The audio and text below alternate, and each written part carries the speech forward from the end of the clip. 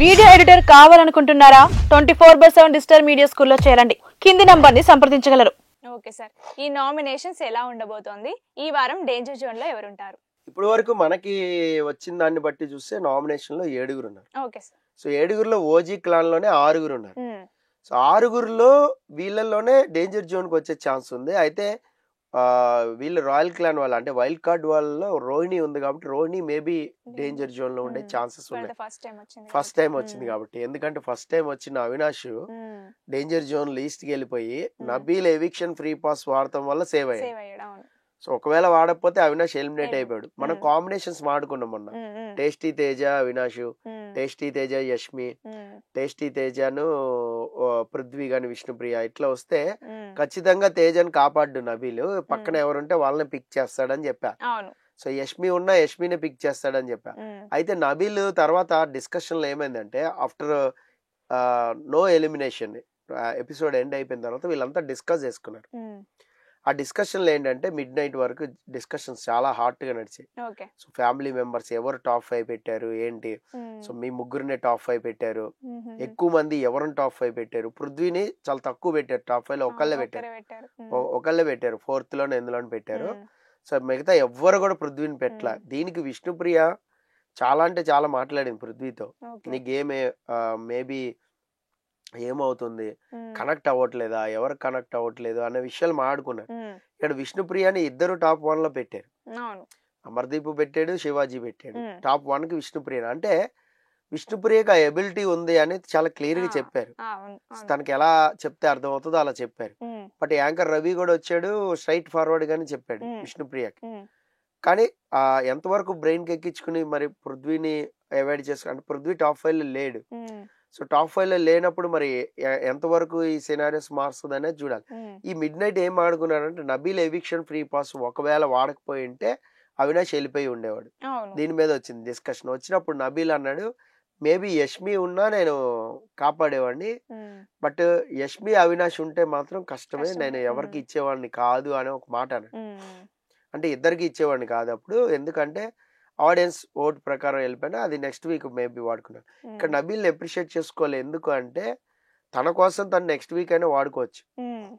But ఇక్కడ families ఎప్పుడైతే top 5 లో తన మెజారిటీ పీపుల్ పెట్టారో అర్థమైపోయింది, మనం నామినేషన్కి వెళ్ళా సేవ్ అవుతాం. సో ముందుకు వెళ్తున్నాం మనం గేమ్ లో. సో టాప్ 5 లో ఖచ్చితంగా ఉంటాం. టాప్ 5 లో ఉన్నప్పుడు ఇంకా విన్నర్ అవుతామా అది సెకండరీ. టాప్ 5కి వెళ్తే చాలు. సో దాన్ని బట్టి ఏంటి, ఎవిక్షన్ ప్రీ పాస్ ఇచ్చేసాడు. ఇప్పుడు మనకు వచ్చేది ఏంటి, finale ticket task. After nominations finale ticket task వస్తుంది. మరి ఈ నామినేషన్ లో మేబీ 7 వచ్చి ఉండాలి. ఇద్దరిద్దరు నామినేట్ చేశారు అంటే 5, 6 లేదా 7 వచ్చి ఉండాలి. 7 వచ్చినప్పుడు 7 నామినేషన్లు జరిగి ఈ 7లో మాక్సిమం ఓజీ క్లాన్ లో వాళ్ళే డేంజర్ జోన్ లో ఉంటారు. సో రోహిణి అయితే పక్కా డేంజర్ జోన్ లో ఉంటది. సో పృథ్వీ డేంజర్ జోన్ లో ఉంటాడు, విష్ణుప్రియ డేంజర్ జోన్ లో ఉంటుంది. వీళ్ళ ముగ్గురు అయితే పక్కా డేంజర్ జోన్ లో ఉంటారు. ఆ తర్వాత యష్మి కూడా చెప్పలేం, 50-50 లో ఉండొచ్చు. అంటే లాస్ట్ టైం యష్మి సేవ్ అయింది కాబట్టి చెప్తున్నా.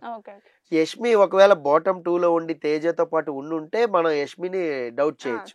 అంటే అఫీషియల్ ఓటింగ్ ని అన్అఫీషియల్ ఓటింగ్ ని నేను మ్యాచ్ చేస్తున్నా. మనకి అన్అఫీషియల్ ఓటింగ్ లో 50-50 ఛాన్స్ లో యష్మి ఉంది. యష్మి సెకండ్ ప్లేస్ కి వెళ్ళింది, ఏది గౌతమ్ తో పాటు. సో గౌతమ్ సేఫ్ గా ఉన్నాడు, యష్మి సేఫ్ గా ఉందంటే దాని అర్థం అన్అఫీషియల్ ఓటింగ్ అనేది అఫీషియల్ కి దగ్గరగానే ఉన్నట్టు లెక్క. మన డేంజర్ జోన్ చెప్పుకుంది ఎవరిని, 4 చెప్పుకున్నాం మనం. అవినాష్ని చెప్పుకున్నాం, టేస్టీ తేజ అని చెప్పుకున్నాం, విష్ణుప్రియ, పృథ్వీ 4 చెప్పుకున్నాం.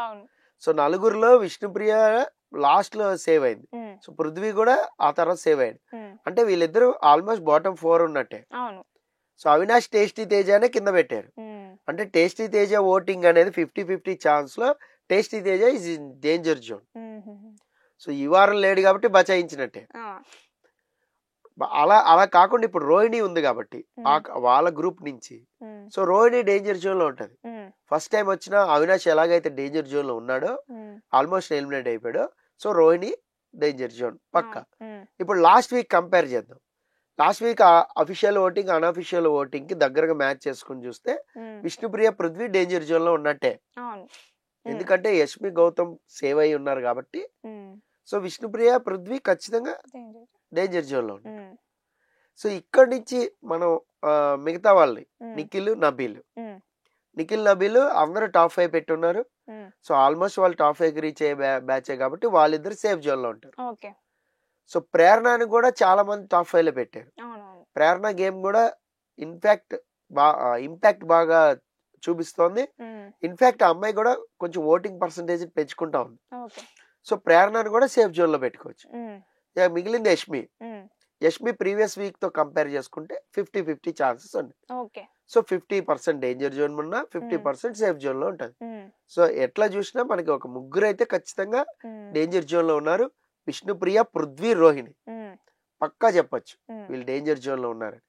బికాస్ ఓటింగ్ అనాలిసిస్ చేసుకుంటే Mm. మనం ప్రీవియస్ దానికి దీనికి మ్యాచ్ చేసుకుని చూసుకుంటే Mm. ఇలా చెప్పొచ్చు. Mm. ఎందుకంటే ఫ్యామిలీస్ ఎవరైతే వచ్చారో వాళ్ళందరూ కామన్ గా ఎవరిని టాప్ 5 లో పెట్టారు అనేది హౌస్ మేట్స్ వాళ్ళు కూడా క్యాల్కులేట్ చేసుకుంటారు. Mm. చేసుకుని దాన్ని బట్టి ఎవరు నామినేషన్ లోకి వెళ్ళారు, ఎవరు నామినేషన్ లోకి వెళ్ళలేదు, Mm. మొత్తం సినారియోస్ అన్ని క్యాల్కులేట్ చేసుకుంటారు. Mm. ఒకవేళ అవినాష్ ఫ్యాన్స్ అవినాష్ ని బాగా సపోర్ట్ చేసి Mm. కొంచెం పర్సంటేజ్ ఒక 12% 10% వరకు ఓటింగ్ చేసిన వాళ్ళు Mm. ఎవరైతే ఉన్నారో Mm. వాళ్ళు మేబీ రోహిణిని సేవ్ చేసే ఛాన్స్ ఉంటాయి. బట్ అది సరిపోద్దా? Mm. విష్ణుప్రియ కంపేర్ టు పృథ్వీతో అది సరిపోదు. అవును. ఎందుకంటే ప్రీవియస్ వీక్ కూడా వీళ్ళిద్దరు కూడా ఉన్నారు కదా. Mm. సో వీళ్ళిద్దరు సేఫ్ అయ్యారు కదా, అవునవును. సేవ్ అయ్యారు. Mm. అవినాషే కదా లిస్ట్ లో ఉంది. Mm. సో ఆ ఫ్యాన్ జోన్ అనేది సరిపోదు. Okay. పోనీ టేస్టీ తేజ ఏదైనా తెచ్చుకుని వేసుకుందామా ఇక్కడ అంటే టేస్టీ తేజది ఇక్కడ మనకి ఈ సినారియోలో ఉంటుందో ఉండదో అనేది మ్యాచ్ చేయలేం. Okay. ఇప్పుడు గౌతమ్ ఉన్నాడు అనుకోండి, సపోజ్ Mm. గౌతమ్ నామినేషన్ ఉన్నప్పుడు లేనప్పుడు గౌతమ్ ఓట్లు ఏమన్నా చీలచ్చు, Okay.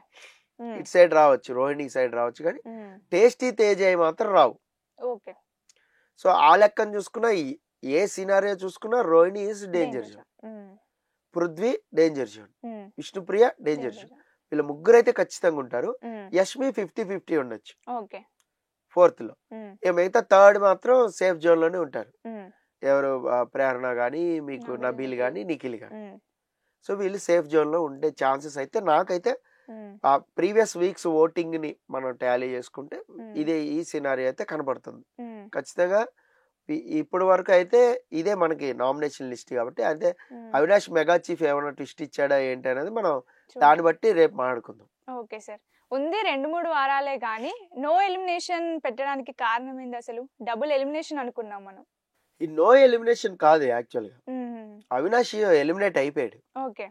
బట్ అక్కడ ఎవిక్షన్ ఫ్రీ పాస్ వల్ల బచాయించాడు. Mm. Mm. దాన్ని నో ఎలిమినేషన్ అనలేం. Mm. ఎలిమినేషన్ జరిగింది, ప్రాసెస్ జరిగింది. Mm. గతంలో ఎలా ఉండేదంటే అది జరిగినా కూడా ఎవిక్షన్ ఫ్రీ పాస్ వేరే వాళ్ళకి ఇవ్వడం వల్ల వీళ్ళు రెడ్ జోన్ వల్ల వెళ్ళిపోయేవాళ్ళు. Mm. Mm. Perfect red zone ని మనోడు గెస్ చేసాడు కాబట్టి అవినాష్ కి వాడతా అన్నాడు. అవును. టేస్టీ తేజ మేబీ ఏమైనా సేఫ్ అవుతాడేమో అని. Mm. ఇప్పుడు ఇఫ్ ఇన్ కేస్ అవినాష్ కి గ్రీన్ వచ్చి తేజకి రెడ్ వస్తే తేజ ఎలిమినేట్ అయిపోయాడు, అవునవును. 100% ఎలిమినేట్ అయిపోయాడు. అప్పుడు నో ఎలిమినేషన్ అని ఎలా అంటాం? Mm. Mm. ఇప్పుడు కేవలం ఎవిక్షన్ ఫ్రీ పాస్ వాడటం వల్ల ఎలిమినేషన్ జరగల. Mm. ఇది జరగకపోవడం వల్ల డబుల్ ఎలిమినేషన్ జరిగే ఛాన్స్ ఉంది Mm. Mm. Next week. అవును, ఉండేది టాప్ 5 కాబట్టి. ఉండేది టాప్ 5 Mm. కాబట్టి ఈ వారం జరగచ్చు, నెక్స్ట్ వారం జరగచ్చు. Mm. ఇక్కడ ఒక హింట్ ఇచ్చారు నాగార్జున, ఏంటి ఓకే. నెక్స్ట్ వారం ఏదైనా జరగచ్చు, లాట్ ఆఫ్ ట్విస్ట్లు టర్న్లు ఉన్నాయి. Mm.